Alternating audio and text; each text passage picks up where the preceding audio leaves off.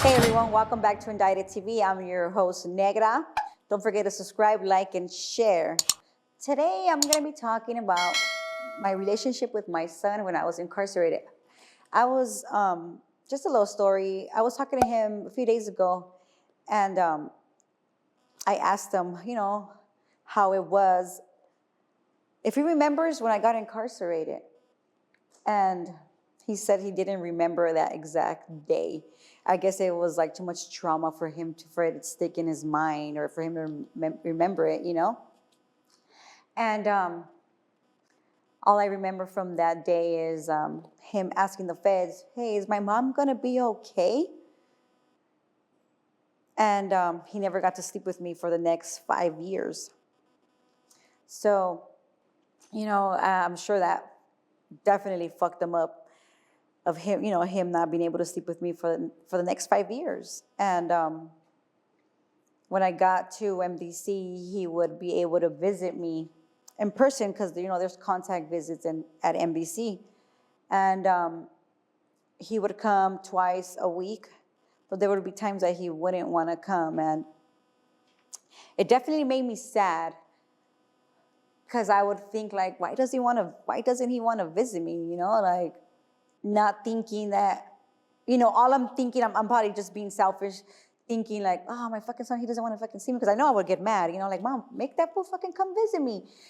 Keep in mind, he's 5, and obviously not thinking, like, I shouldn't have to make him come visit me. Like, he's 5, he just went through all this shit, and he would visit me. When he would visit me, he would talk to me, he would draw with me. And once I left MDC, I wasn't able to visit him. Like, he wasn't able to visit me because I was all the way in Minnesota.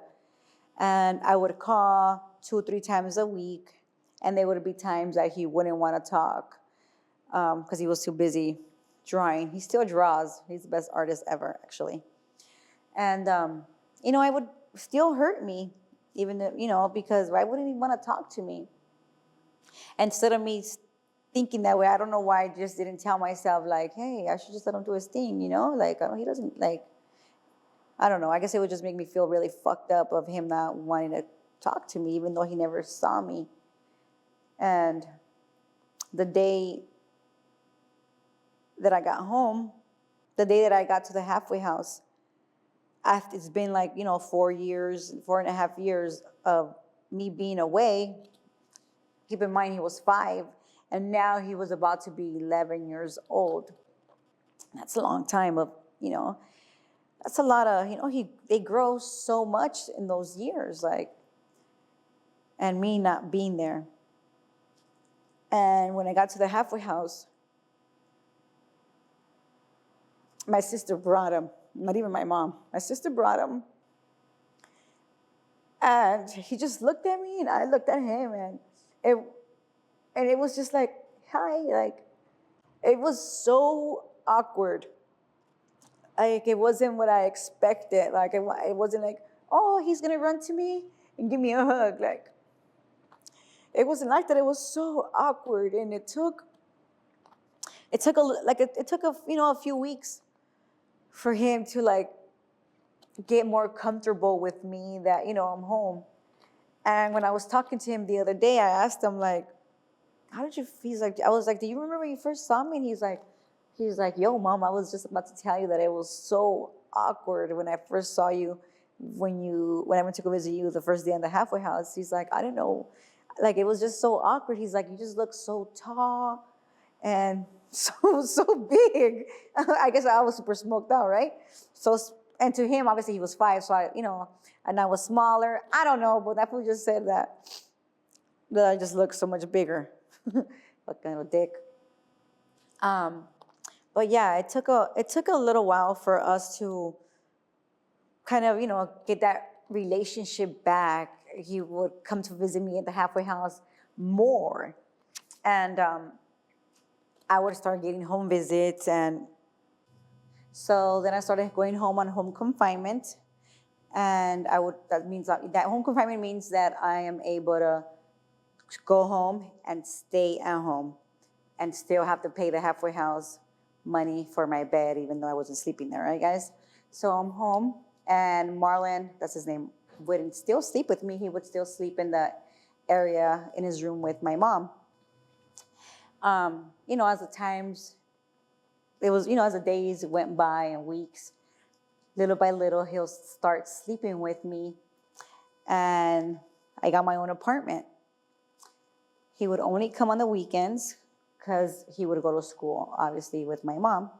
So on the weekends, he would come with me and he would sleep with me on the weekends. And now he would, by then he was already hugging me and he would kiss me. And, our relationship was growing. By then, it was like a year of me being out already. My mom decided to move back home to Los Angeles. So he had to decide what he wanted to do. And we gave him the option, like we gave him the chance to decide, like, what do you want to do? Do you want to go with my mom or do you want to stay with me in Miami? So he decided to stay with me. And there would be times that he would throw it in my face, like, you were gone for so long. You just can't, you can't tell me what to do. I don't like it like this, or I don't want to be here. I want to go with my grandma. And I just had to accept it because it was facts. I wasn't going to hit him and be like, well, I'm fucking here now. And, obviously there'll be times I'm like, I don't give a fuck. I'm fucking here now. But for the most part, I would have to accept it and it would hurt me. And we were in Miami together, him and I alone, for 5 years until I got off probation. And in those 5 years, we bonded, we fought, but we did it. We did it, and he was there for me as there would be times that, it was hard sometimes, like at work or, financially, like, how am I going to do this? And, I when I first got out and I got my own little place, it was just like a studio. And I got my own apartment. And after the studio, I got a 1-bedroom. And I let him have the room. Of course, I was going to give him the room, So he had his queen bed, and he had his TV and his video games, his computer. And I slept in the living room, so I made the living room like my bed, my room area. And it was just him and I. He would help me. I would drop him off, pick him up from school. It was just him and I. And our relationship, that's how it grew. And we were still fighting. We still fight. And our conversations now, he's about to be 20. On Tuesday, my son will be 20. And our relationship is so much better now. Now we communicate. I actually wanted to do, like I said, I wanted to do this little story because our communication is so strong now that he was the one, like, when I asked him, hey, he's really open and he's willing to talk about how he felt.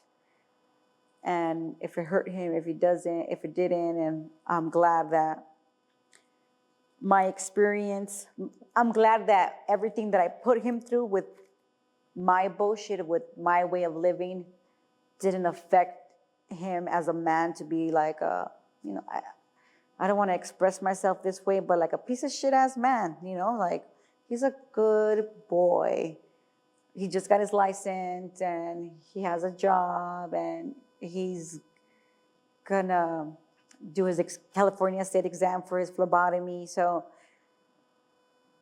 I'm super thankful for that. In a way, I'm kind of super thankful from like the lifestyle that I lived and everything that I went through. Maybe all of that happened was to save him, so that he doesn't go in the negative route, the streets, gangs, all that bullshit. And he's a good boy. And that's all I kind of wanted to share. Thank you for watching Indicted TV. Don't forget to subscribe, like, and share.